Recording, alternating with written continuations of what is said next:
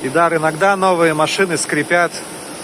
Если новая машина, она и должна скрипеть, потому что при первом запуске, когда только подаешь материал на насосы, установка будет некоторое время скрипеть, но это условно минуту-две, потом скрип пройдет. И еще она снова начнет скрипеть после, ну, допустим, если вы наработали на ней месяц, потом поставили ее отдыхать, тоже условно на неделю, и при следующем запуске она тоже начнет скрипеть, тоже примерно минуту. Как это? Ничего чтобы убрать скрип, делать ничего не нужно. Просто запускайте машину на рециркуляцию, как обычно.